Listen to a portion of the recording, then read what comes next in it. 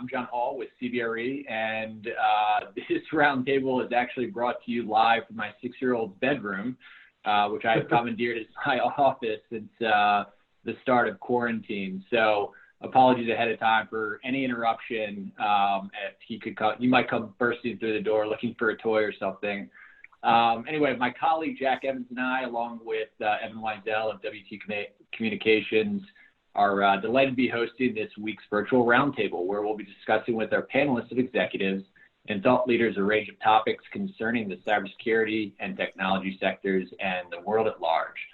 So with us today, we have Ron Gula, President of Gula Tech Adventures, Michael Shin, CEO of Atoma Corp, Alan Snyder, CEO of Now Secure, Michael Weigand, co-founder and CEO of Shift5, Bret Cohen, President and CEO of Tier 1 Cyber, Colin Dunn, founder and CEO of Fend Incorporated, Jim Shea, CEO of DeepSig, Brian Egenrieder, Chief Revenue Officer of SigDog, and last but certainly not least, Weigand Chan, Managing Partner with Grow Cyber, who will be the moderator for today's roundtable. Now, before we hand things off to Weigand, I'd like to introduce Ian Anderson, who's Senior Director and Head of Americas Research for CBRE, who will be providing us a short presentation concerning COVID-19's impact on the economy, industry, and outlook for recovery. So with that said, I'm going to turn things over to Ian, and then at the conclusion, we'll leave a minute or two for some questions that you all might have, and then Weigand will take the reins from there. So with that said, Ian, the floor is yours. Great, thanks. Hi, all. Thanks for joining us here. I'm just going to speak for about 7 minutes, as Jonathan mentioned, regarding a little bit about our economic outlook and some insights into the commercial real estate environment that we're seeing, and also the local economy. I thought I'd start because I saw on your agenda some thoughts and discussion you're going to have about getting back to work. I thought I'd share those because they're kind of top of our agenda for our company and most of our clients from what we're seeing. And I've spoken with dozens of professionals across the country as to what they're kind of seeing and hearing. And generally I focus on the office market, but I can tell you that for the vast majority of our clients, we've seen a significant shift over the last week or two from where it was how bad is this crisis going to get, to now the priority, and you can see it reflected in the media, is how quickly and how are we going to get back to work as soon as possible. I can tell you that it's rather interesting to see this play out, and many people, and perhaps your companies, are assembling those plans right now. But it's going to take I can tell you for sure this is going to take longer and be a more difficult process than we might be able to imagine. On one side, you've got landlords of properties trying to figure out how they're going to get tenants or companies back into their buildings. And part of that is staggering different times for companies to enter the building, so there's not crowding in lobbies, there's not crowding in elevators. It's creating certain social distancing parameters. For example, putting tape in elevators so you actually know where to stand and what way to face. And in a way, those are more of the easy things to establish getting back to work. A little more difficult is, and what we've come across is, some companies are chomping at the bit to get back into their offices, but they can't get certain things, like they can't get masks, they can't get disinfectants, they can't get wipes to simply just go back into the office for that. I was on the phone yesterday with a large pharmaceutical company, and they've actually decided not to take the temperature of their employees before they come back to work. There's a lot of conversation about that. This is going to be one of the new exercises we're going to have to go through to get back into the office building, to get our temperature taken. So one large pharmaceutical company is not going to do that, and mainly because they're worried about transmission of the virus while people are queuing to get their temperatures taken. And then another large company I've spoken to as well, and their current base case for getting back to the office is they're expecting their offices just to be 50% occupied for the next year. So moving right along, I wanted to share some slides, and I have my phone right in front of me. And I can see I've already used up way too many minutes. So I'm going to go through these slides relatively well. One sec. And I just need to share my screen. And there we go. First, I wanted to show you, this is our base case for how we see this crisis playing out from an economic point of view. This is the US unemployment rate.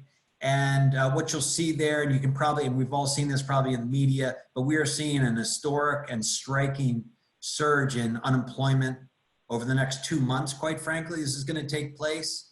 We are projecting currently for this to go up to 14%. Just to give you a base case, we were at 3.5% in February. We went to 4.4% last month.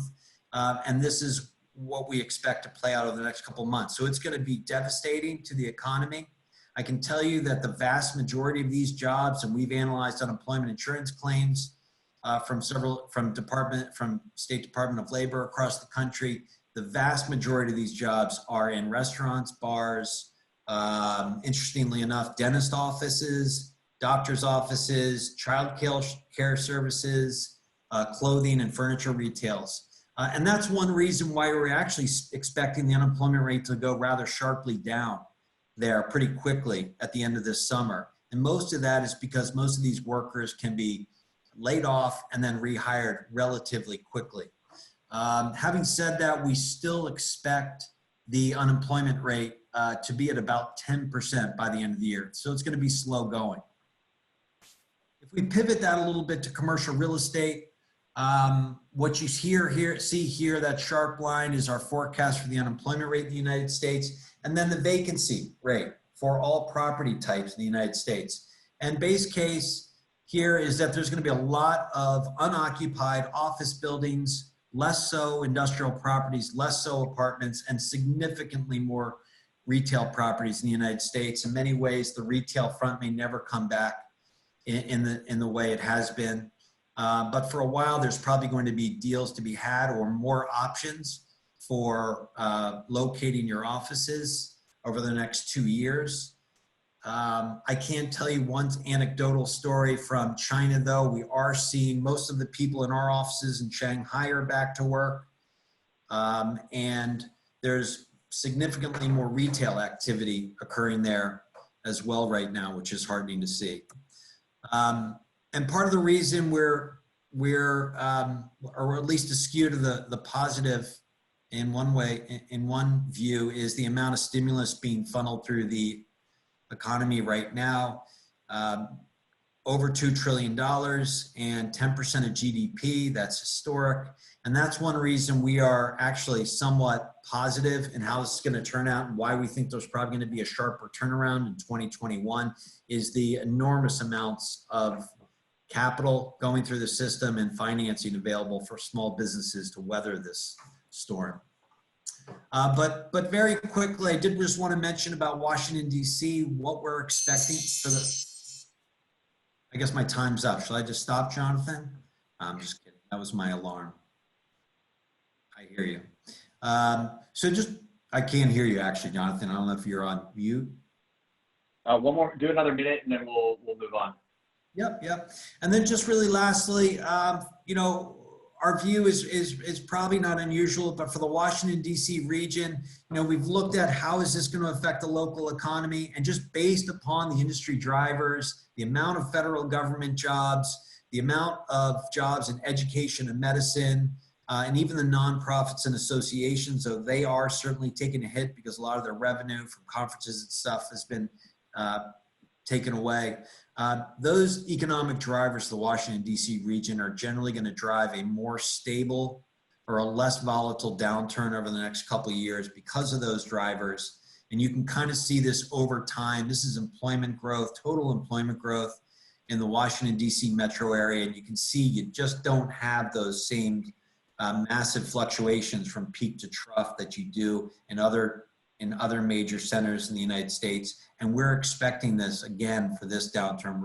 We're expecting Washington, D.C. to be a relative safe haven going forward. And then just finally to wrap up here, again, we are expecting a rather sharp turnaround in 2021. What I'm showing here is from most of the G7 economies is our forecast for economic growth before the COVID-19 epidemic, and then our revised forecast. So we are forecasting a rather strong uptick. Again, why is that? It is because the massive amount of economic stimulus, but it also has to do with the household sector or the consumer sector was generally in good shape going into this recession and weren't over leveraged, for example, after or before the great financial crisis. So I think with that, I'll just hand it back to you, Jonathan, if that's okay.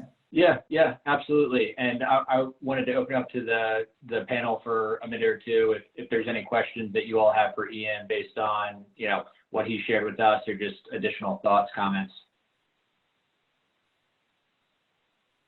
Ian, this is Jim Shea.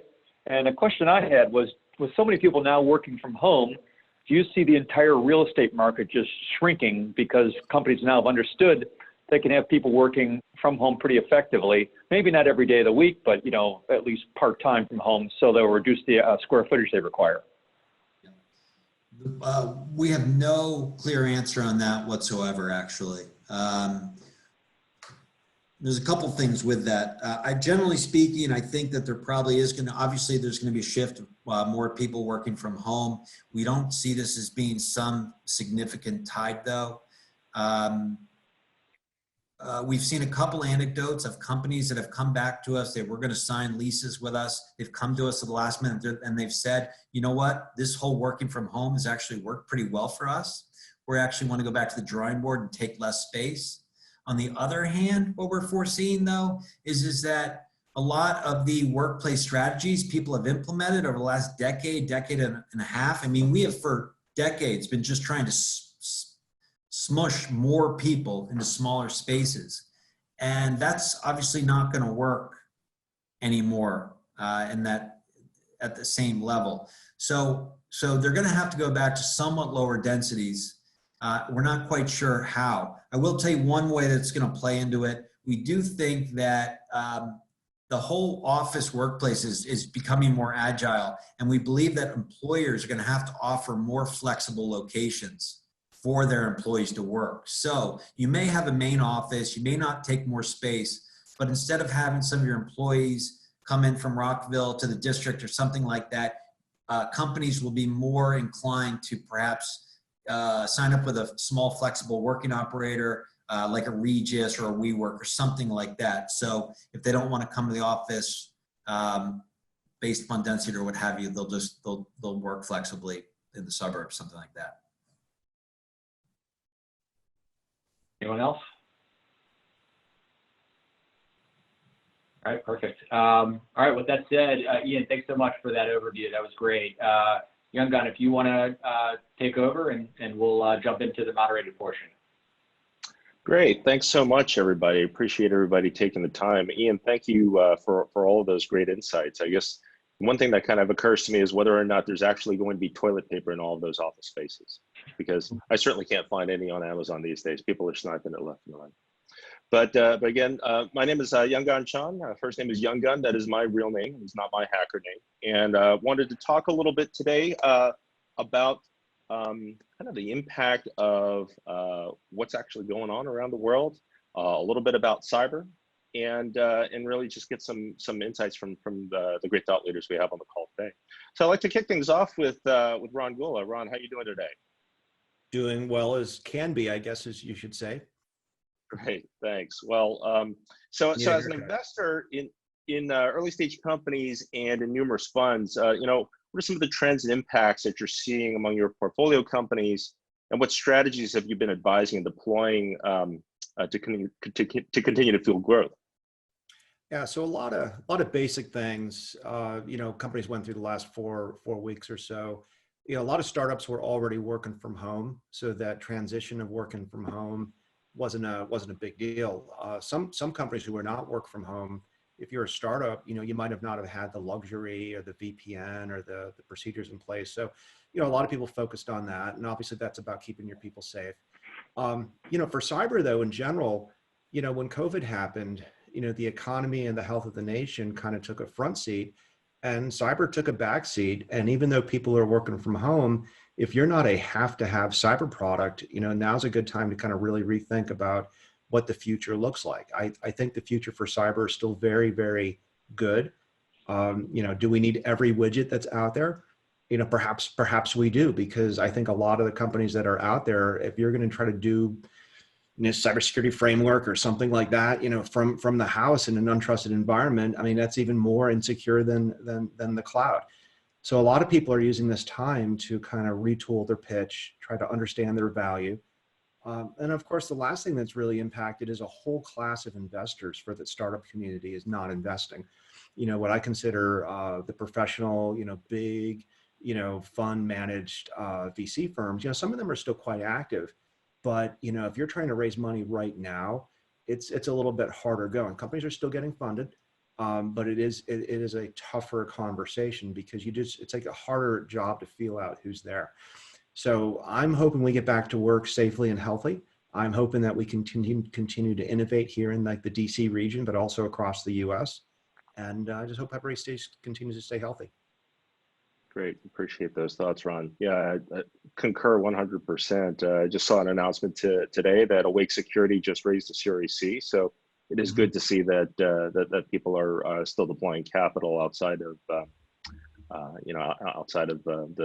these current tough economic times. So a question for some of the other entrepreneurs and no particular order, but how is COVID-19 and the current economic conditions impacting your businesses and your staffing, whether it's employees or contractors and the like? I'll dive in. This is Brian Egenrieder with SyncDog. It's been very interesting for us, especially being a technology that enables more efficient and safer, remote working, work from home type of scenarios. We're getting a lot of additional activity, but to some of the previous comments, there's still this fear of spending. So I think, as Ron, I think was saying, people are starting to think about retooling their entire strategy. They're really starting to pick up some information, try to figure out how to be better at this, and realizing that this work from home, remote working environment is a lot less secure than everything they've been doing currently. So because of that, we're rolling out free trials or free usage just to help people get through this. So it's been interesting for us because the activity's been so great, but we're not having the investment coming in. So we're having to be very smart and efficient about how we support, the aid that we're trying to offer out there, and obviously with the hope that people get excited about what we're doing for them. But you have to be cautious. You really have to tighten your belt, and because everybody else is tightening their belts, but you still want to be able to help. And this is Bret. I'll add to that and kind of reaffirm that we're seeing a lot of activity in the marketplace, but certainly less sales. In fact, we're seeing a disconnect within organizations. We're seeing kind of the C-suite, the CEOs saying, strategically, it's business as usual. We want to bid on more things. We want to do more business. But then we see the CTOs and the IT managers overwhelmed with simple teleworking and help desk. So they're tending to ignore the strategic issues or put them on hold just for the day-to-day operations. And it's interesting to see that disconnect within organizations.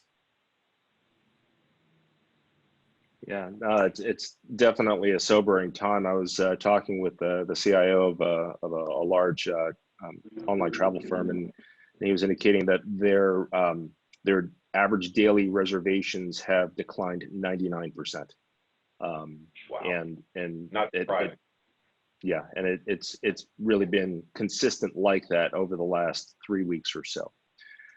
So the next question. So for those entrepreneurs that are online that have been backed by investors, the current SBA disaster relief loans, the PPP and EIDL loans. There was news today that they just met capacity. About 300 billion have already been deployed, which is tremendous. 3 million applications in the first 3 days.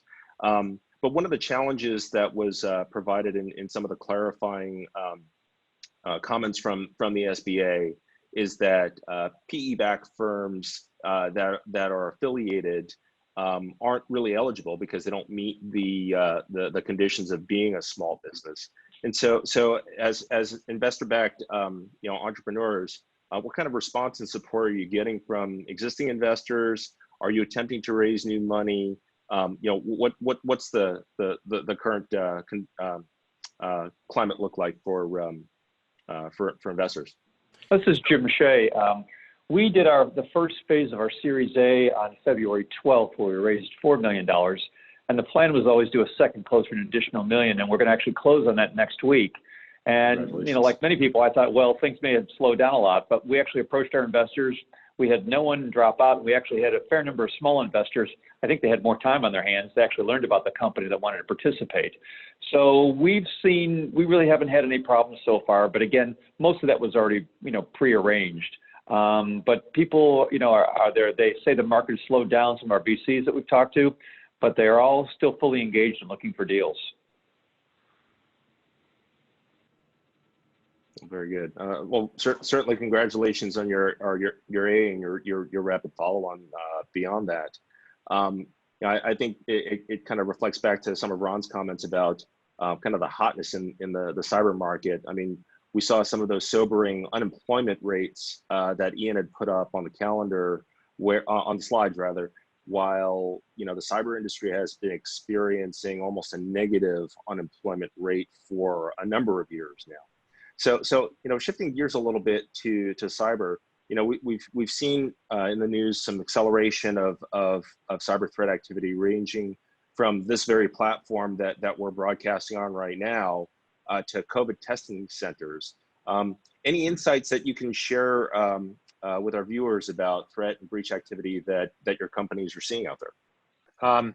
Yeah, Young John, this is Michael Weigand. We've definitely seen an increase in attacks against hospitals. Obviously, with the move to a lot of work from home, that's presented an incredible opportunity for organized crime and also nation-state activity to take advantage of that. As many companies have scrambled to stand up or to scale infrastructure that was never sized to handle the kind of VPN loads that we're seeing right now, there's been a number of misconfigurations and candidly, mistakes have been made. People are taking advantage of that right now, and it's really disheartening to see some of the the more traditional activity being taken against hospitals right now. Holding equipment and IT infrastructure at ransom and unfortunately taking advantage of the fact that in some cases these staff that are manning nurses stations and whatnot are just completely overextended and have been working long hours. On the operational technology front, though, we haven't seen a significant uptick in activity against critical infrastructure and OT assets from our perch. We kind of expect to see things swing that way, candidly, as some of the more traditional threat actors, start to pivot their attention as companies get their act together and deploy technologies. I'm predicting that we're going to see OT activity kind of pick up as the pandemic slows and people get their IT house in order, that we'll see more activity against critical infrastructure and heavy equipment.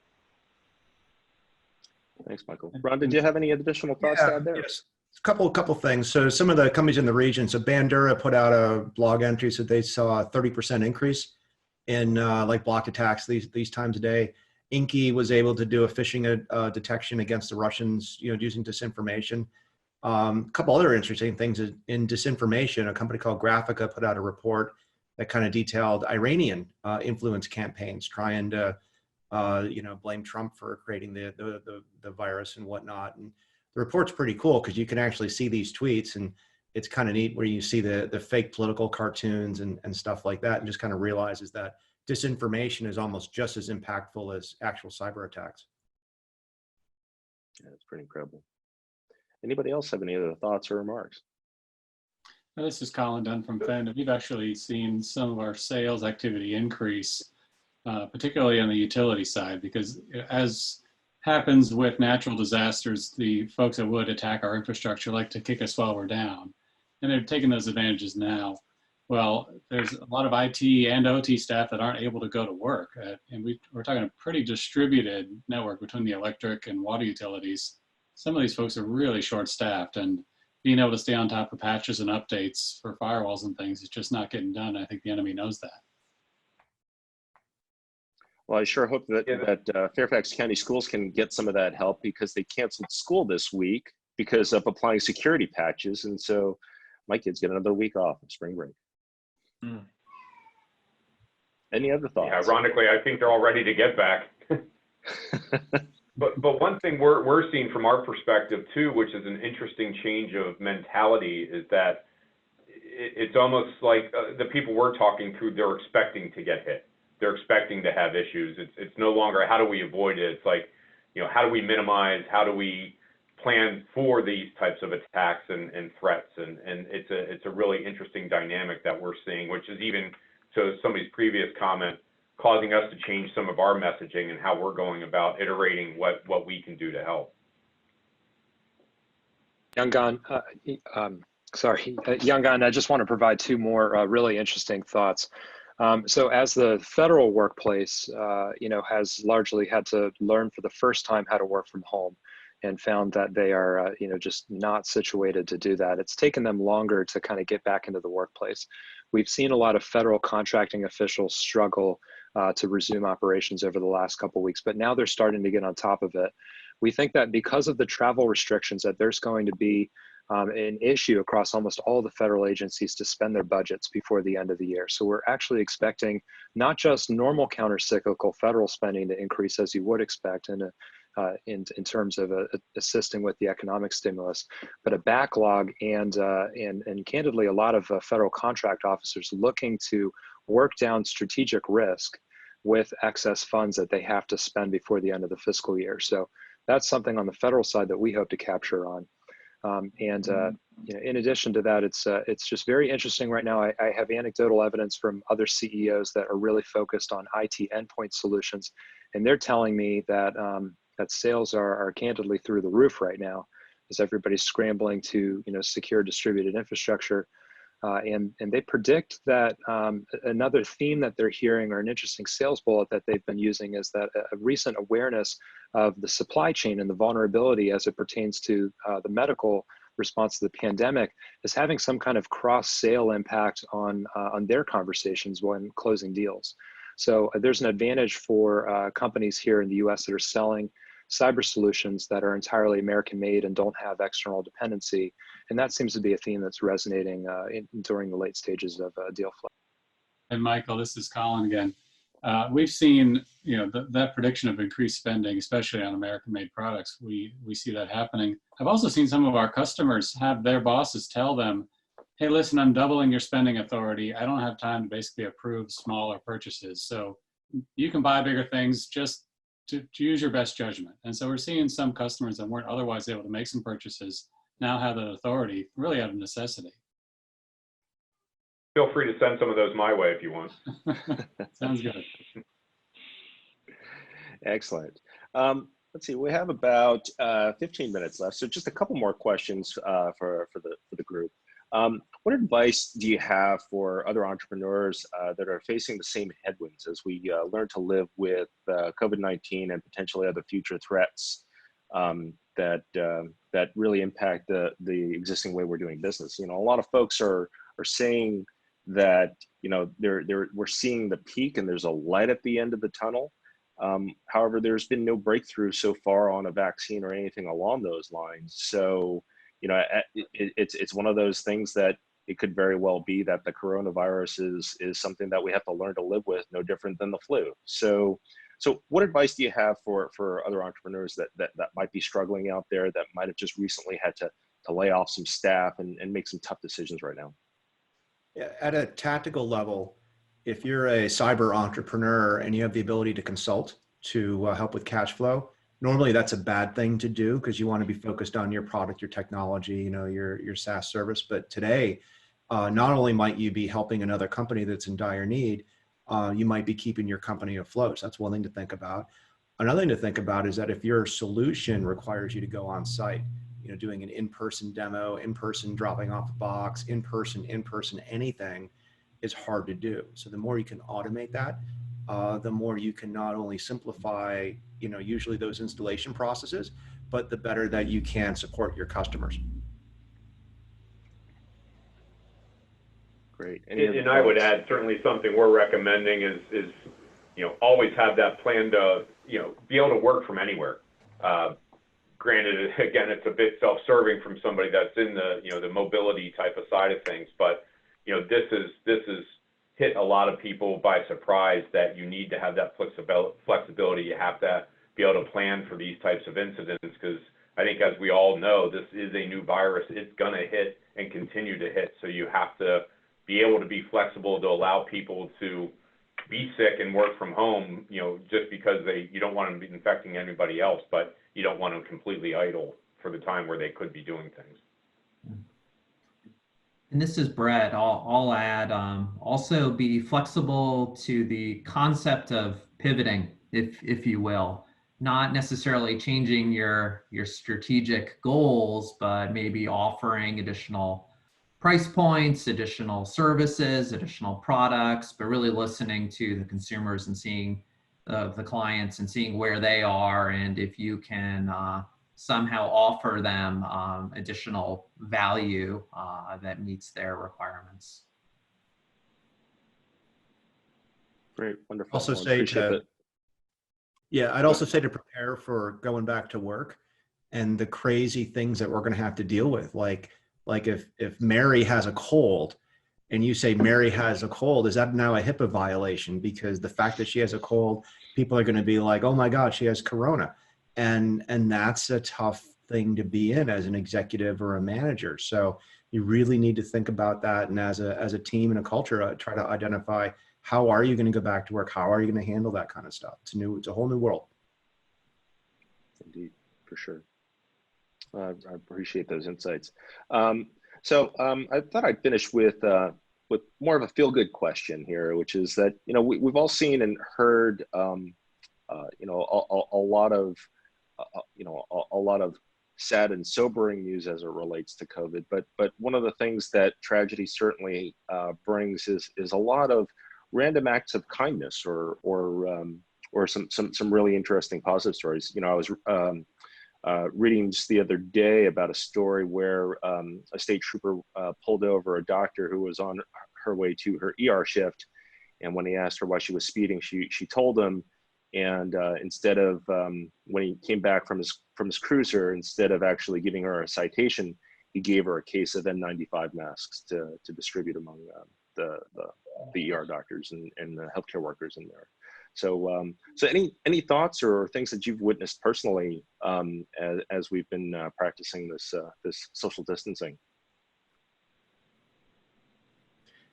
I heard a wonderful story.